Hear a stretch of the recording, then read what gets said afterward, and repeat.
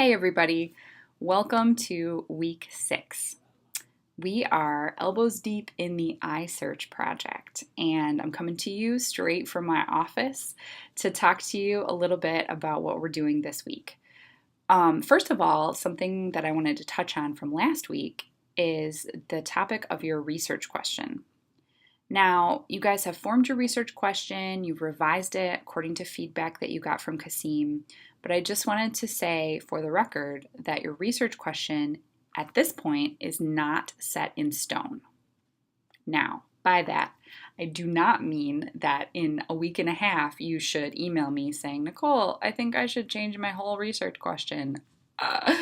Don't do that. We don't have time, and that would be way too hard to restart the iSearch all the way in the last week. But as you're searching and finding different sources, what you may realize is that your research question starts to shift. Maybe different sources shed new light on your topic. Maybe as you are reading, you realize that you need to narrow your research question or broaden it out, like we learned about last week when we looked at the Research 101 site.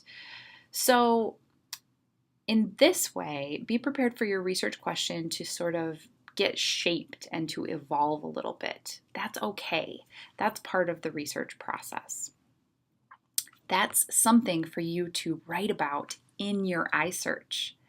Because one of the things to keep in mind is that the iSearch paper, the thing that you write for the end goal, it's a narrative. Now, what do we know about narratives? Narratives are stories. So this project is all about doing the research and then telling the story of your research. That's why it's really important to write down any changes that you make so that you can tell us the story of how your research question evolved. Write down the names of the databases that you go to find sources, because then you can tell us the story of which databases you went to, which ones worked, which ones didn't.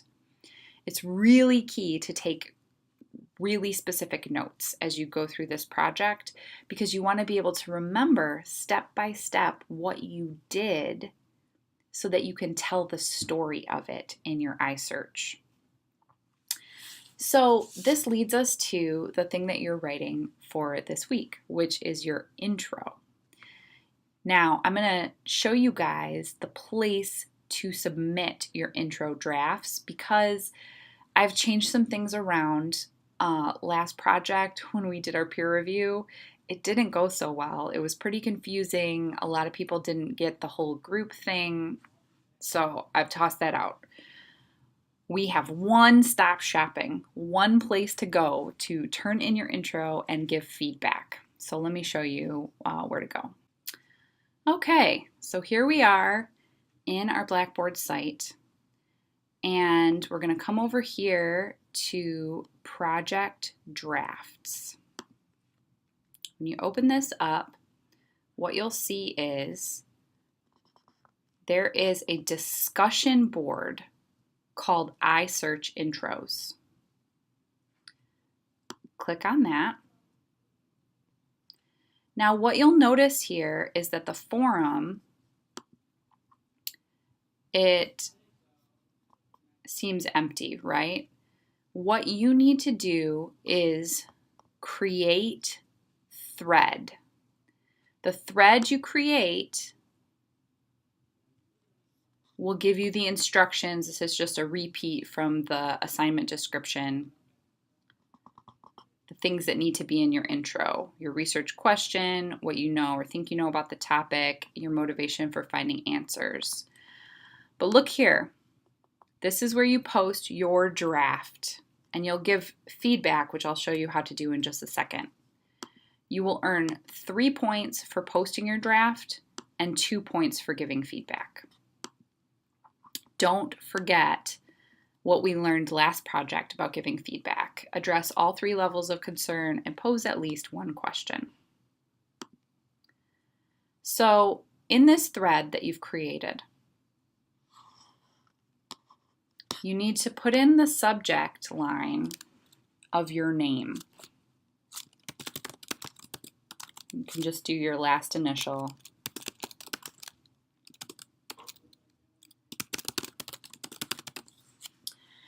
And then in the message, this is the place to sort of pose any questions as a writer that you have.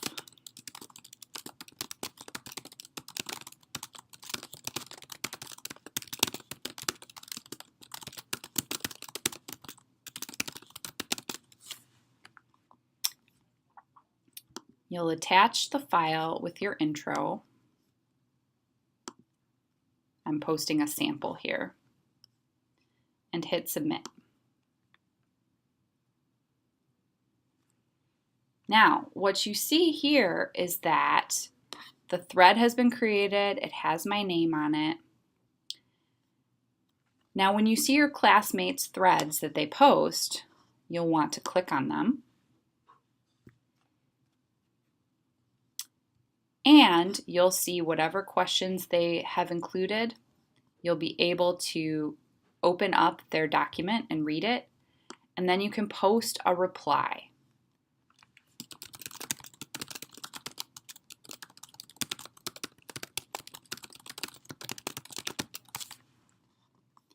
Hit submit, and that reply will be able to be viewed by your classmate and myself. Okay, so now that we all know how to post our intros and give feedback on them, let's take a look at the week's schedule, and we'll just really quickly go through some of the activities. All right, so I'm here in course materials. I'm going to click on our Project 2 folder. And here I'm going to click on our Week 6 activities folder. So this week we're continuing in on our inquiry process. So we're looking at some key secondary research strategies this week, and we're drafting our introductions for the iSearch. The things to watch this week: your Week 6 video, which you're watching right now, the research strategies mini lesson for the week, and of course, the little vid. This week, you'll need to read your classmates' iSearch intros, as well as the Wayne State Library Research Guide, which it's linked here, looks like this. We're under English in the Wayne State University Library's Research Guide. English 1020 has its own research guide. How cool is this? You've already looked at this video because it was our little vid from last week, but there's all kinds of video tutorials about how to use the library. There are some databases that can help you narrow down your topic, different descriptions of scholarly versus popular articles, what it means to peer review. And this is very handy, the iSearch guide sheet. I haven't formally assigned this to you, but you know how we said before that you are going to need to keep a really careful record of your research process so that you can tell the story of it? Check this out. This is a whole sheet that helps you keep track of the keywords that you use, if you used synonyms or alternate terms, databases that you used, and articles that maybe you decided on that you could keep for your paper. This is important to you because one of the things that you need to read this week is a popular source of your choosing for your research project. So whatever your research question is, you need to find a popular source this week. You're going to run it through the CRAP test. Now, if you're like, what test? That is explained in our research strategies mini lesson, so be sure to check that out. Your Project Builder 5 is to run your popular source through the CRAP test. Also, you're going to need to post a reader response to the research guide. and sketch out your plan for research. What databases are you going to use? What kinds of key terms do you think you'll be using? This plan isn't set in stone, but it's just something to help guide you as you go through. You also have a reflection journal due at the end of the week. All right, so I think that does it for our intro video for week 6. You'll notice that a lot of the stuff that we're doing this week builds on each other. So for instance, you'll need to find your popular source and read it so that you can do the CRAP test for Project Builder 5. You'll also need to have your research question at least somewhat formed in order to find your popular source. So a lot of stuff is sort of individualized this week, but it's important to make sure that you're doing things step by step so that you don't get confused. Of course, send me an email, stop by my office during office hours if you guys need anything. Otherwise, have a great week.